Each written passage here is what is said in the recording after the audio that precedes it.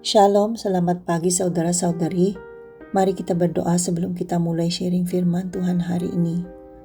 Haleluya, haleluya, terpujilah namamu Tuhan Yesus, oh haleluya. Tuhan Yesus, pagi ini kami mengucap syukur atas kebaikan Tuhan dalam kehidupan kami.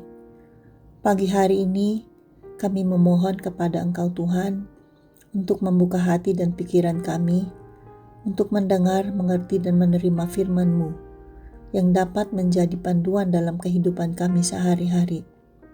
Urapilah hamba-Mu yang akan menyampaikan sharing firman Tuhan pagi ini, dan kiranya semua kami yang mendengar diberkati oleh firman-Mu yang hidup. Terima kasih Tuhan Yesus, kami berdoa dan bersyukur dalam nama Tuhan Yesus. Haleluya, amin. Pagi hari ini saya akan sharing firman Tuhan tentang belajar menunggu Tuhan. Dan saya akan awali dengan pertanyaan. Berapa banyak di antara Anda yang saat ini menunggu Tuhan turun tangan dalam keadaan Anda dan memperbaikinya?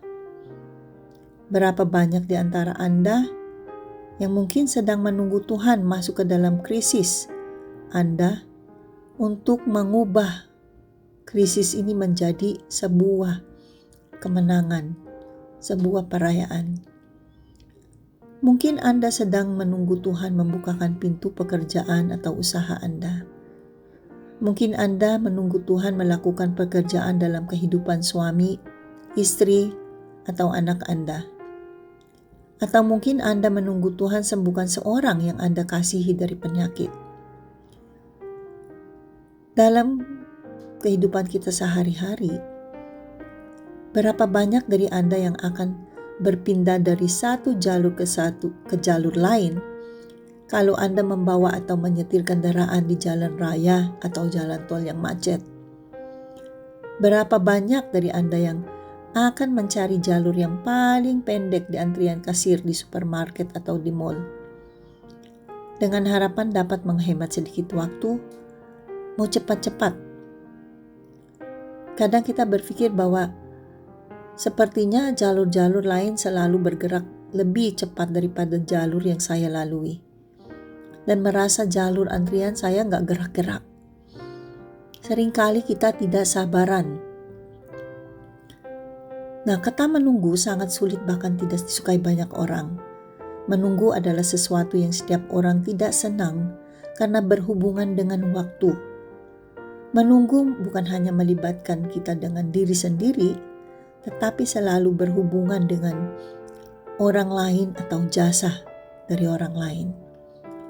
Di mana-mana selalu ada ruang tunggu, di rumah sakit, di ruang dokter, perkantoran, di sekolah, di supermarket, di fasilitas umum dan lain-lain.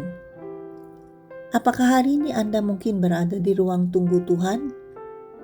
Menunggu Tuhan membukakan pintu bagi Anda? Menunggu Tuhan menjawab doa Anda, menunggu Dia melakukan sesuatu dalam hidup Anda yang tidak bisa Anda lakukan sendiri.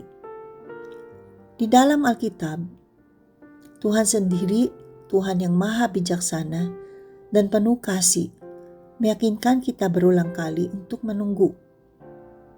Di Mazmur 37 dikatakan di ayat 3, percayalah kepada Tuhan dan lakukanlah yang baik. Diamlah di negeri dan berlakulah setia. Dan bergembiralah karena Tuhan, maka Ia akan memberikan kepadamu apa yang diinginkan hatimu. Serahkanlah hidupmu kepada Tuhan dan percayalah kepadanya, dan Ia akan bertindak. Ia akan memunculkan kebenaranmu seperti terang dan hakmu seperti siang. Ayat 7 mengatakan, berdiam dirilah di hadapan Tuhan dan nantikanlah Dia. Kemudian di ayat 9 berbunyi, orang-orang yang menanti-nantikan Tuhan akan mewarisi negeri. Kita melihat di Mazmur 37 bahwa di ayat 7 dikatakan, berdiam dirilah di hadapan Tuhan dan nantikanlah Dia. Ayat 9 menyatakan bahwa orang-orang yang menantikan Tuhan, orang-orang yang sabar menunggu Tuhan membuka jalan atas persoalan hidup yang kita alami? Orang yang sabar menunggu pengarahan dan menjawab doa-doa kita? Orang yang sabar menunggu Tuhan melakukan hal-hal yang mustahil bagi manusia, tetapi tidak mustahil bagi Dia. Orang inilah yang akan mewarisi kerajaan Allah. Untuk belajar menunggu atau menanti Tuhan, Alkitab juga menegaskan bahwa kita harus percaya dengan penuh keyakinan bahwa Tuhan yang kita sembah adalah Tuhan yang memberi pengharapan. Yesus adalah pengharapan kita.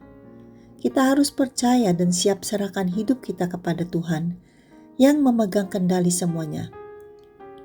Di Perjanjian Lama, Tuhan datang kepada Abraham. Pada saat itu Abraham berusia 75 tahun dan Tuhan berkata, "Abraham, kamu akan menjadi seorang ayah. Kamu akan menjadi nenek moyang suatu bangsa yang besar." Tapi itu tidak terjadi hari ini, tidak akan terjadi besok. Anda tahu berapa lama sebelum janji itu menjadi kenyataan? Bayangkan ketika Anda seperti Abraham berusia 75 tahun beritahu bahwa Anda akan menjadi orang tua. Apa yang masuk dalam pikiran Anda? Apakah engkau menunggu? Abraham menunggu 24 tahun dan istrinya Sarah melahirkan anak mereka Ishak pada waktu Abraham umur 100 tahun. Selama itulah Abraham harus menunggu. Dalam perjalanan hidup Abraham melakukan keputusan-keputusan yang salah, berbohong kepada orang Mesir bahwa Sarah adalah saudara kandungnya untuk menyelamatkan dirinya. Dia mengandalkan akal pikiran sendiri dan bertindak dengan kemampuan atau kekuatan sendiri supaya janji Tuhan cepat terjadi. Abraham kurang percaya atas kuasa dan kemampuan Tuhan. Dia bersetubuh dengan hamba Sarah namanya Hagar karena mereka berpikir Sarah tidak akan bisa memberikan dia seorang anak. Abraham berpikir bahwa dia tidak mau menunggu dan segera ingin punya anak yang dijanjikan Tuhan. Tetapi itu rencana Abraham sendiri. Tindakan dan keputusan sendiri, bukan rencana Tuhan, bukan janji yang Tuhan janjikan. Kadang banyak dari kita termasuk saya, sama seperti Abraham, kurang percaya dan tidak sabar menunggu. Tidak berserah dan tidak izinkan Tuhan yang bertindak dalam kehidupan kita. Rasul Paulus berkata di Roma 5 ayat 3-5, ketika kita menunggu Tuhan, Tuhan memperbaiki segalanya. Kita menderita, tetapi penderitaan menghasilkan ketekunan, ketekunan menimbulkan tahan uji, dan tahan uji menghasilkan pengharapan. Tuhan sedang membentuk kualitas-kualitas ini dalam diri kita sementara kita menunggu. Artinya, secara alkitabiah, menunggu bukan hanya sesuatu yang harus kita lakukan sampai kita mendapatkan apa yang kita inginkan. Menunggu itu adalah bagian dari proses menjadi apa yang Tuhan inginkan. Pada saat kita menunggulah, karakter kita dibentuk oleh Tuhan. Disitulah iman dan ketaatan kita dengan firman Tuhan dikuatkan. Menunggu juga membutuhkan kepercayaan dengan kesabaran. Beberapa dari Anda berada dalam momen yang rentan saat ini. Anda mungkin telah melepaskan apa yang Tuhan ingin Anda lepaskan. Namun Anda belum bisa merasakan tangan Tuhan menangkap Anda. Dan Anda ingin mulai bertindak sendiri, mencari jawaban sendiri. Maukah Anda menunggu dengan penuh kepercayaan? Maukah Anda bersabar?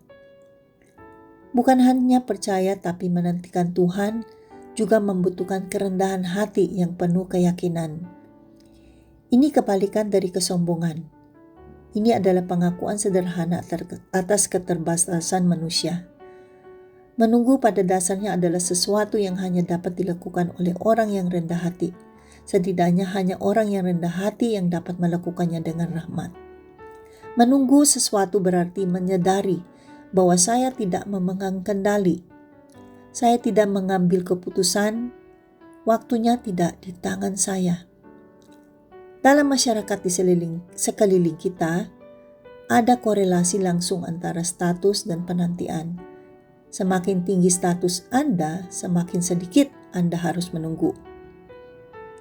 Tetapi menunggu mengingatkan saya bahwa saya tidak bertanggung jawab. Akulah makhluk itu. Namun kami tidak hanya menunggu siapa-siapa. Kita menunggu Tuhan kita yang Maha Kuasa dan penuh kasih. Dan Tuhan sedang melakukan sesuatu di dalam kita. Kita dapat mempercayai kebijaksanaan dan waktunya Tuhan. Dan kita dapat menantikannya dengan penuh keyakinan.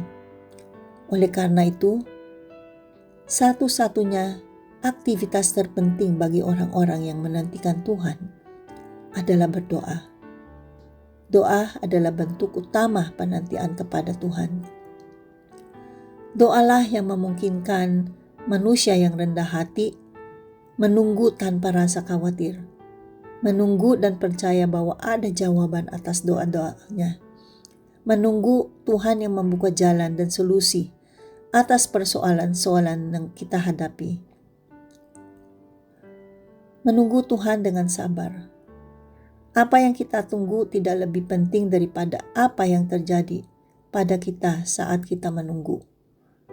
Yang kita benar-benar tunggu akan pantas untuk ditunggu, karena Dia yang akan melakukannya. Bukan hanya orang yang berumur, bahkan orang-orang muda pun bisa pingsan dan jatuh kelelahan.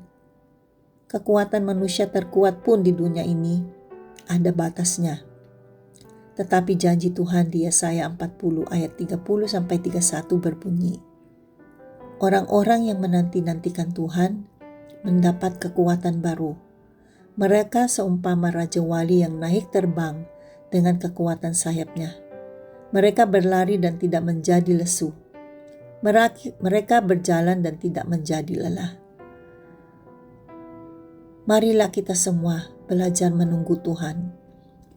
Belajar untuk percaya dan serahkan hidup kita kepada Tuhan yang Maha Kuasa. Dia yang memegang kendali. Dan percayalah bahwa Tuhan sanggup melakukannya. Tuhan yang akan membantu kita. Tuhan yang akan menolong kita. Tuhan yang akan menjawab doa-doa kita. Bagi Tuhan tidak ada yang mustahil.